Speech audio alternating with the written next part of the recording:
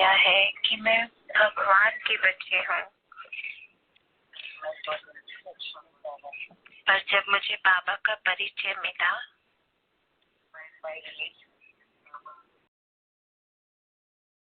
तब बाबा के साथ मेरा संबंध और बाबा के साथ मेरे अनुभव वो अलग थे।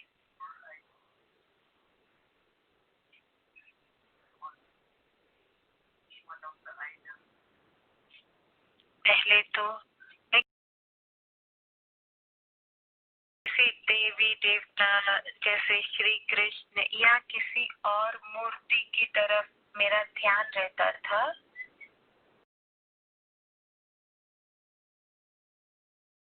पर अभी मैं जानती हूँ कि मैं आत्मा हूँ और परमात्मा भगवान है। भगवान परम आत्मा है, मैं आत्मा, वो परम आत्मा। तो आत्म अभिमानी स्मृति में रहना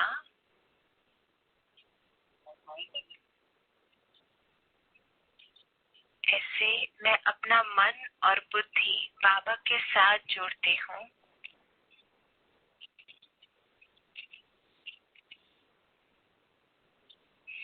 और ये अनुभव करती हूँ कि बाबा के साथ मेरे सब संबंध हैं। सबसे पहले माता और सुबह पिता का संबंध,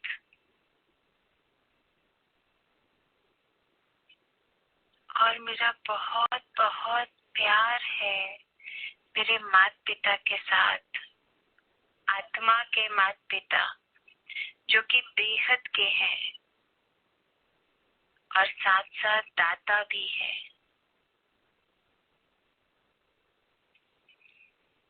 परमात्मा का प्यार आत्मा में परिवर्तन लेकर के आता है।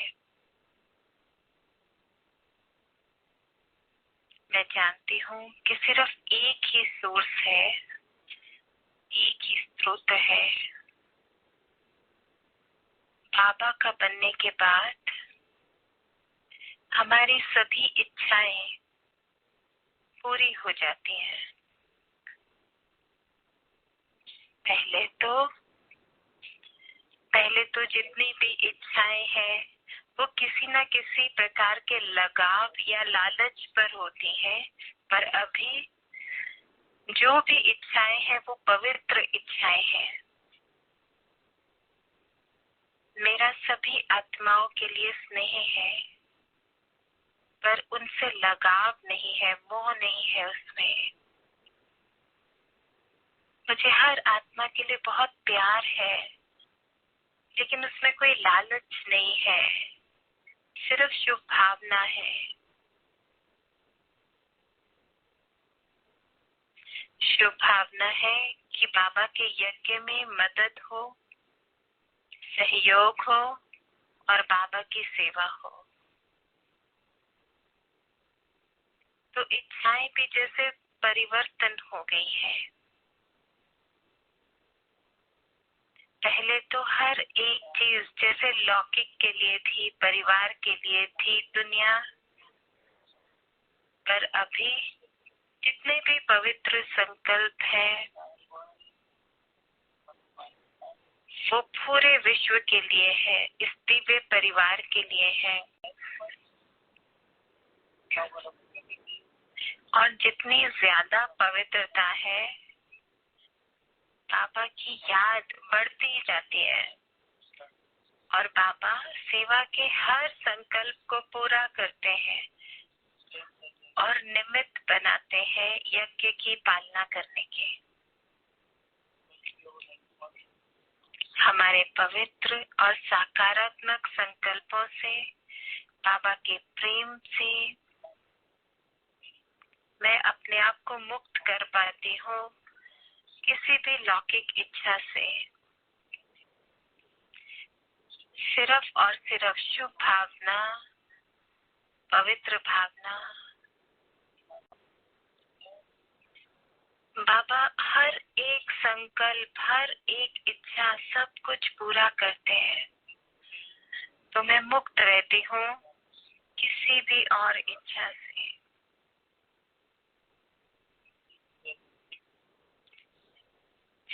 और अभी तो इच्छा मात्रम अविद्या है।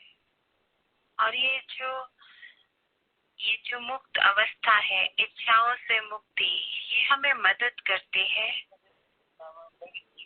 बाबा के साथ संबंध जोड़ने में बहुत सहज रीति से।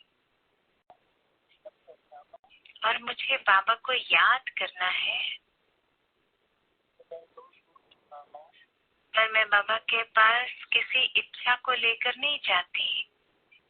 बाबा को याद करती हूँ बस। बाबा जानते हैं मेरे लिए क्या अच्छा है, मेरे लिए क्या कल्याणकारी है।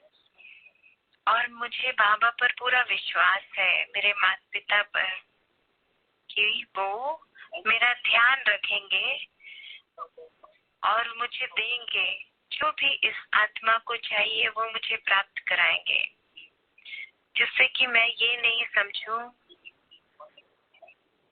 कि बाबा मुझे मेरी इच्छाओं के आधार पर कुछ दे रहे हैं, पर बाबा हमको वो देते हैं जिसके हम लायक हैं, जिसकी मुझे जरूरत है, जिसकी आत्मा को जरूरत है, जिससे कि आत्मा आगे बढ़ अपनी याद की यात्रा में।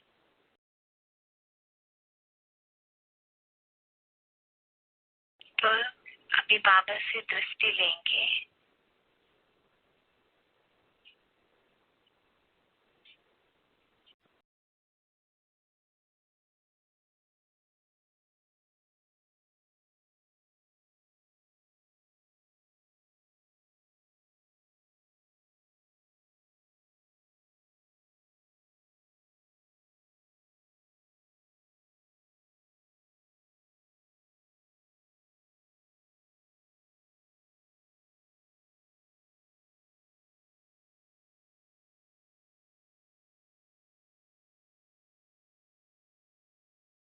ओम शांति सभी को।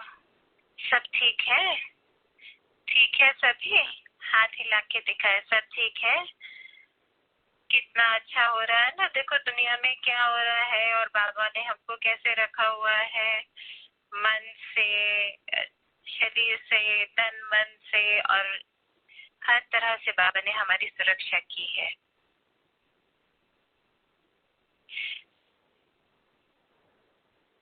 बाबा ने हमको बताया है कि हमारी जो मंजिल है वो मुक्ति, जीवन मुक्ति है। हिंदी में बता रहे हैं मोहिनी दीदी कि मुक्ति जीवन मुक्ति कहते हैं उसको। और मैं समझती हूँ कि जब हम याद की यात्रा पर हैं तो हमें ऐसे लग रहा है ना कि हम मंजिल के पास आते जा रहे हैं। जब बाबा मुक्ति की बात करते हैं तो वो समय है जब आत्मा बिल्कुल मुक्त है, मुक्त अवस्था है उसकी। कोई भी बंधन नहीं है, कोई भी इच्छाएं नहीं है, विकारों से भी मुक्त है। और हम ऐसा महसूस करते हैं अपने जीवन में कि हम ज्यादा से ज्यादा मुक्त होते जा रहे हैं, ज्यादा से ज्यादा हम चीजों से छूटते जा रहे हैं।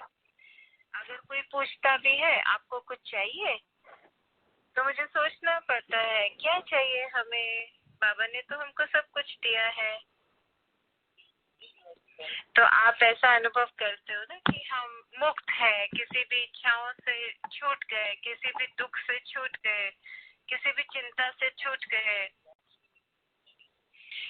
और अंदर में धीरे धीरे आपको जैसे खिंचाव होगा कि हम शांति में जाएं, शांति का अनुभव करें, बाबा के साथ रहें।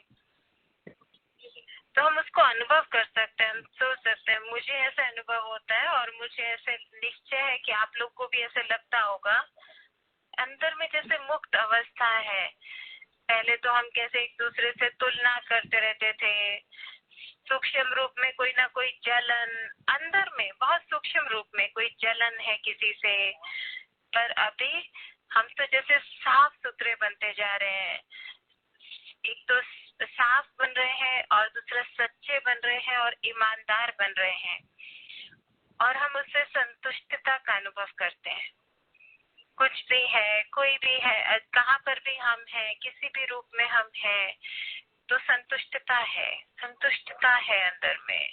तो आगे बढ़ते हुए माना मुक्ति की तरफ, मुक्ति का अनुभव करते हुए। और दूसरी बात है जीवन मुक्ति। जीवन मुक्ति क्या है? माना आप शरीर में है पर आप मुक्त अवस्था को अनुभव करते हैं। जो हम सतयुग की बात करते हैं ना कि वहाँ कोई दुख, तो आप ऐसा सोच कर देखें कि जो जीवन मुक्त अवस्था है, वो जो अनुभव है और वो जो जीवन है, वो हमें अभी अनुभव करना है। जितना जितना हम याद की यात्रा पर हैं, उसको हमें अभी अनुभव करना है। जितना याद की यात्रा पे होंगे, आपको अनुभव होगा कि हम जीवन मुक्ति में हैं। सोचो 21 जन्म है जीवन मुक्ति के। 8 तो सतयुग में होंगे, 12 त्रेता में होंगे, तो पहला तो जन्म यही है ना जीवन मुक्ति का। तो पहला जन्म जीवन मुक्ति का वो यही है। तो जो याद की यात्रा है, याद की यात्रा हमें आगे बढ़ाती है मुक्ति, जीवन मुक्ति की तरफ। वो हमारी मंजिल है और हम मंजिल की तरफ पहुंच रहे हैं ना। मैं समझती हूँ कि आप लोग कुछ परसेंटेज तो हम सब अनुभव कर रहे होंगे ना, कि जितना ज्यादा हम बाबा को याद करते हैं, उतना जैसे आत्मा आगे बढ़ रही है, मुक्ति जीवन मुक्ति की तरफ बढ़ रही है। दोनों अनुभव है वहाँ पर, दोनों ही अनुभव है। और फिर जब बाबा आते हैं, तो बाबा किस लिए आते हैं? स्थापना के लिए आते हैं, नई दुनिया की स्थापना के लिए आते हैं। फिर बाबा आते हैं और हमें बताते हैं कि ये दुनिया कैसे है। ये पूरा कल्प वृक्ष है। दुनिया कल्प वृक्ष के जैसी है, उसमें सारे सारे धर्म है, पूरी मानवता का झाड़ है। तो ये संभव नहीं है कि हर आत्मा परिवर्तन होगी। हाँ, अंत में जब बहुत दुख होगा, बहुत ऐसी स्थिति हो जाएगी, तो सबको वैराग्य आ जाएगा। तो वैराग्य के बाद शायद वो त्याग करें, तो तब आत्मा पवित्र होगी। वो भी जो भी उन्हें सजाएं खानी पड़ेंगी या जो भी हिसाब किताब चुकतो करना होगा, फिर वो पवित्र बनेंगी। तो सब आत्माएं अलग तरह से पवित्र बनेंगी। पर बाबा फिर कहते हैं कि जब मैं आता हूँ और फिर मैं ये नया सैपलिंग लगाता हूँ, नए धर्म की स्थापना करने का। और हम है वो सैपलिंग, हम है, हम बच्चे। जैसा कि आप देखते हो ना कि गुलाब का पौधा है, तो उसका छोटा सा पौधा निकालते हैं और फिर उसको लगाने के लिए दूसरे धरती पर लगाते हैं, उसका सैपलिंग निकाल के। तो ऐसे बाबा भी ऐसे ही कर रहे हैं। जो बाबा के हैं, जो देवी देवता धर्म की आत्माएं हैं, उनका बाबा नया सैपलिंग लगा रहे हैं। हम सबका नया सैपलिंग लग रहा है। आप देखते हैं ना कल्प वृक्ष का जो झाड़ है, जो झाड़ का पिक्चर है, उसमें योगी आत्माएं नीचे बैठी हैं, तपस्या कर रही हैं। तो सदा याद रखो, सदा याद रखो कि मैं उस सैपलिंग का पार्ट हूँ जो बाबा लगा रहे हैं। तो क्या करता है सैपलिंग? सैपलिंग तो बीज के साथ जुड़ा हुआ होता है ना, उसका संबंध बीज से है।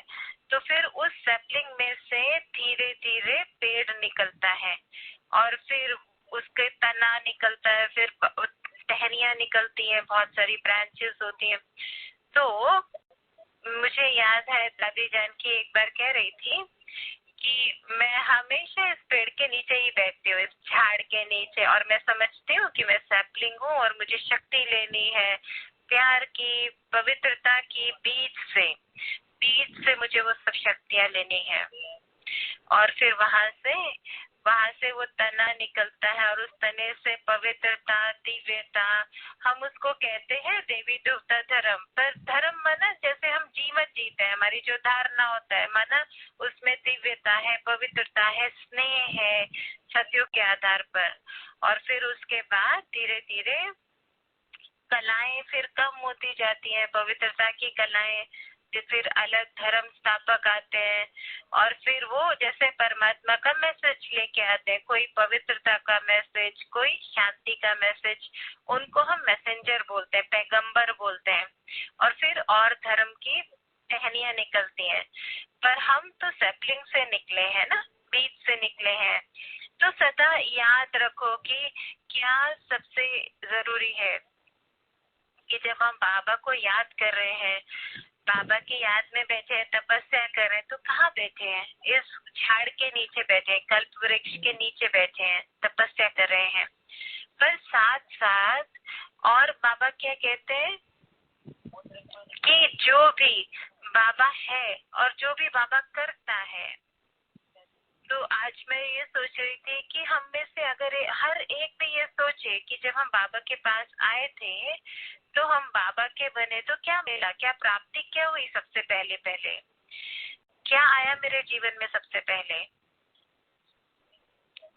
कितना सारा परिवर्तन हुआ, कितना परिवर्तन हुआ।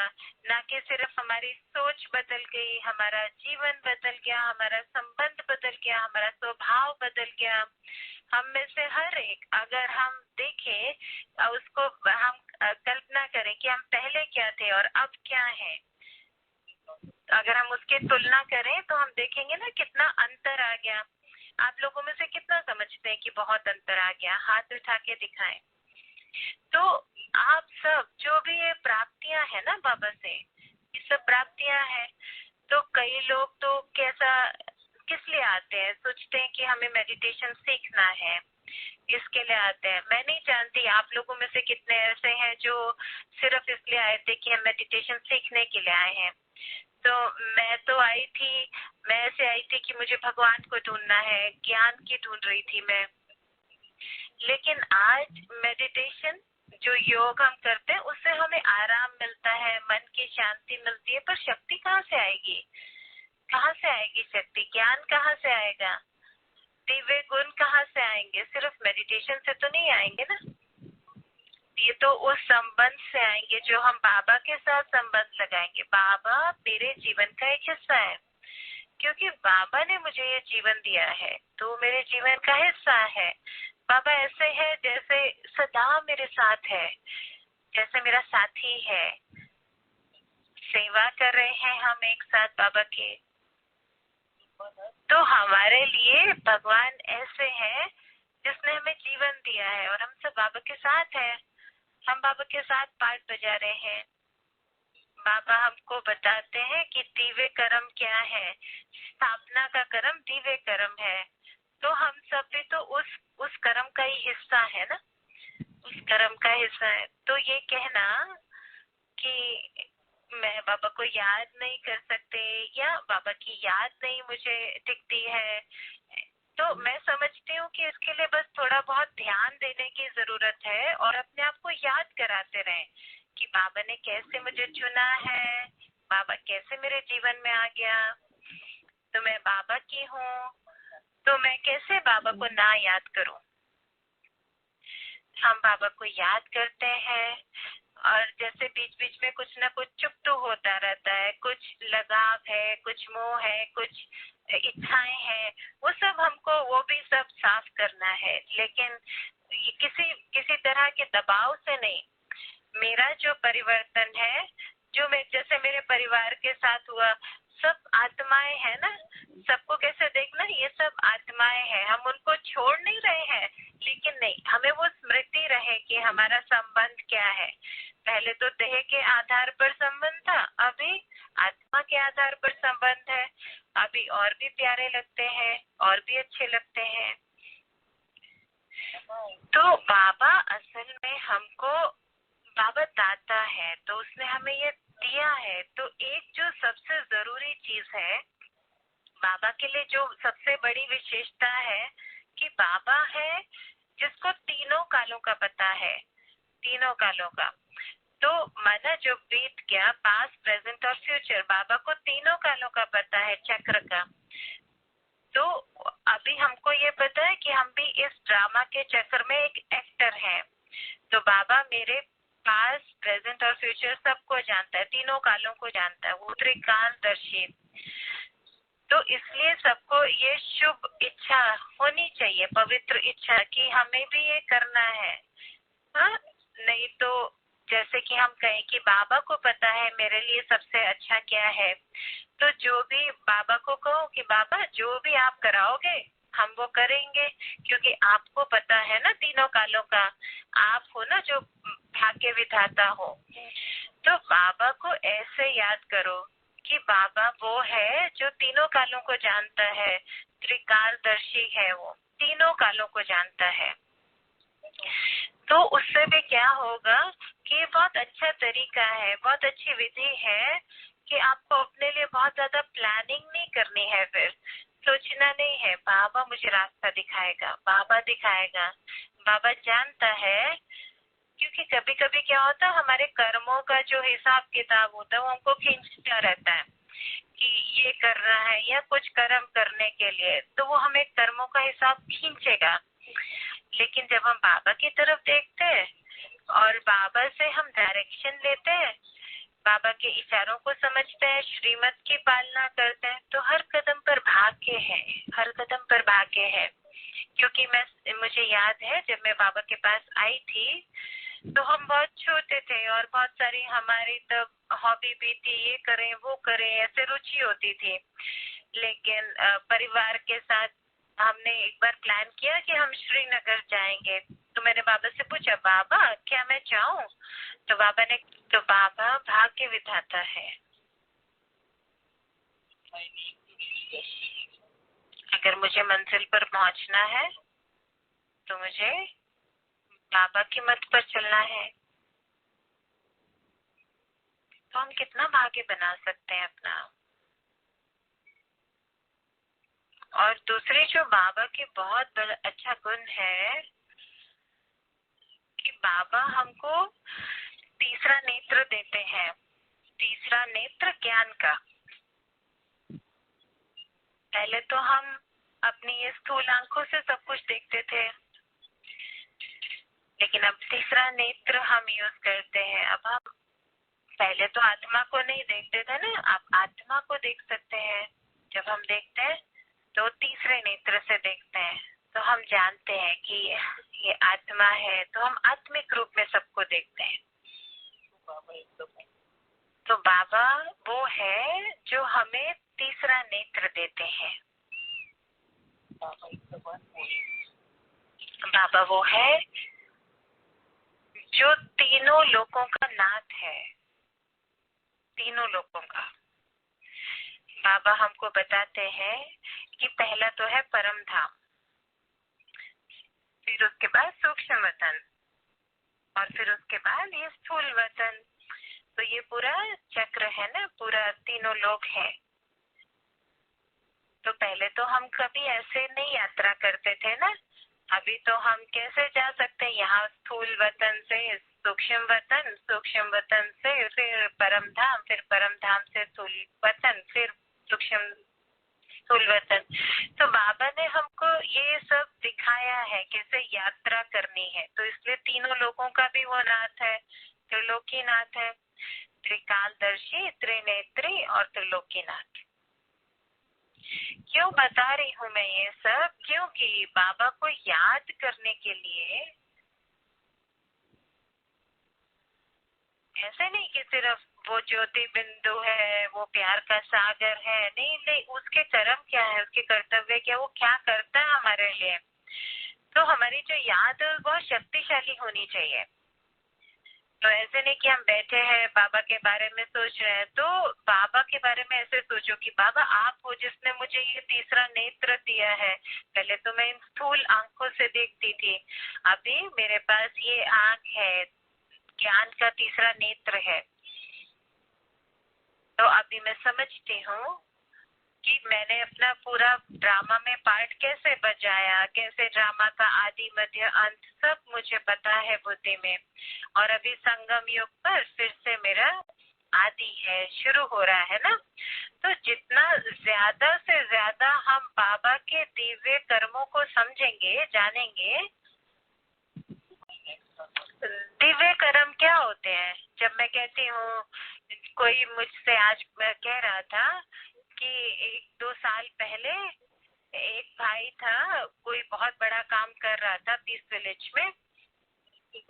तो मैंने उसको कहा कि बाबा करण करावनहार है और फिर करो, फिर काम करो।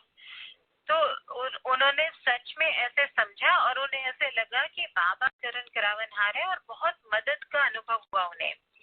तो उस तरह से क्या होता है कि बाबा के बारे में जब हम सोचते हैं कि वो करण करावनहार है, एक गीत भी है ना कि भगवान भोलानाथ है।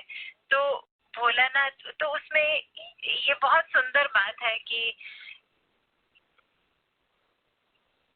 जैसे कि उसको कहें कि कोई परिस्थिति है जिसमें कोई दुविधा है या कोई बहुत परेशानी वाली कोई परिस्थिति है, पर उसमें भी अगर हम बाबा को याद करें कि बाबा आपने ये रखा, आपने ये परिस्थिति, जिसको हम कहते हैं ना कि बिगड़ी को बनाने वाला बाबा ही है ना, जो बिगड़ी को बनाएगा।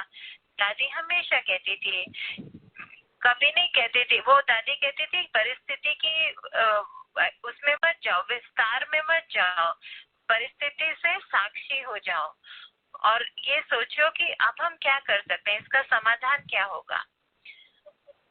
क्योंकि कई क्या होता है ना, जो भी परिस्थिति आई है उसके बारे में बात करते रहेंगे, किसने किया, क्या किया, क्यों नहीं, ये नहीं होना चाहिए था, इससे क्या फायदा।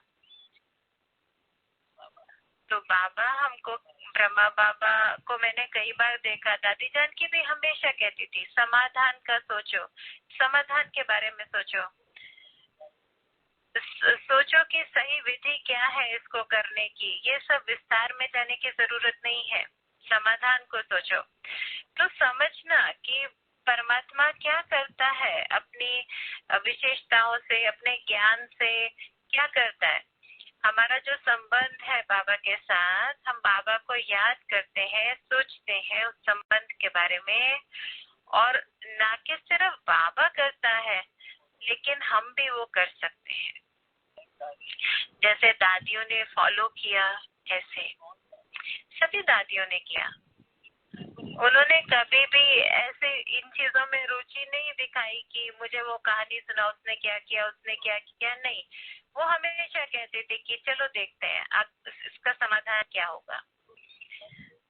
तो अगर हमको बाबा को फॉलो करना है तो हमको बाबा का हर दिव्य कर्म को जानना हो, समझना होगा, और फिर उसके बाद फिर जैसे बाबा स्थापना करते हैं अभी नई दुनिया की, सतलिंग है, फिर उसको बाबा पालना भी देते हैं। ऐसे नहीं कि पालना नहीं, बाबा उसकी पालना भी करते हैं। इसलिए ब्रह्मा बाबा रचना के लिए है, वो रचता है और फिर विष्णु पालना करता है।